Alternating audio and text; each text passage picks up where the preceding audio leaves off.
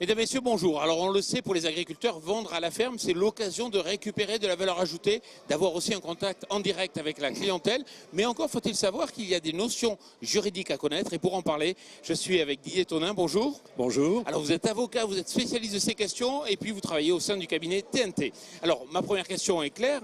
De quoi parle-t-on quand on parle de produits que l'on vend à la ferme? Alors quand on parle de produits qu'on vend à la ferme, on parle de produits qui sont produits, la production, la transformation et la commercialisation se font à la ferme même. Ce sont ce qu'on appelle des produits fermiers. Ces produits peuvent être vendus sur le site de production, de transformation, comme ils peuvent être vendus sur les marchés, comme ils peuvent être vendus même par correspondance ou des associations style AMAP qui vendent ces produits de façon plus collective. D'accord, donc on comprend bien qu'il y a effectivement des termes précis à utiliser et qu'en matière juridique, il faut être précis. Alors, un produit fermier n'est pas un produit identique aux autres produits, bien qu'il n'y ait pas de réglementation spécifique, sauf certains domaines comme les œufs, le fromage, la volaille et le lait.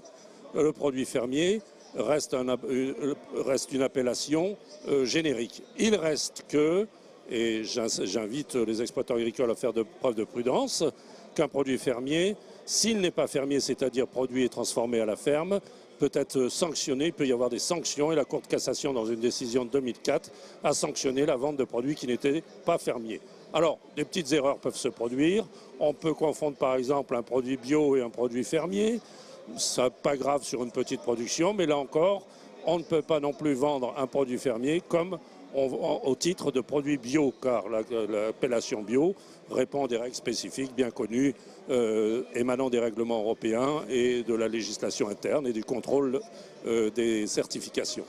Alors, mais la meilleure solution quand même, bien sûr, pour ne pas avoir d'ennui, c'est de vendre de la qualité, non?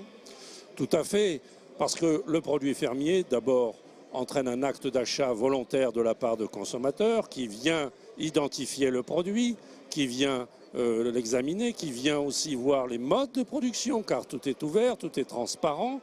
Il sait à qui il a affaire et il sait que le produit va être de qualité et que ce produit, il en connaît entièrement la traçabilité. D'ailleurs, l'exploitant agricole a la responsabilité de la traçabilité du produit en cas de contrôle.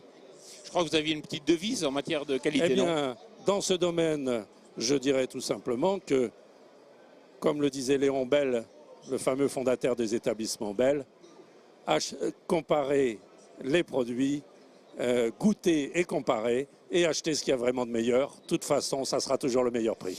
Didier Tonnin, merci beaucoup. Je rappelle que vous êtes avocat au sein du cabinet TNT. Merci à vous pour votre attention.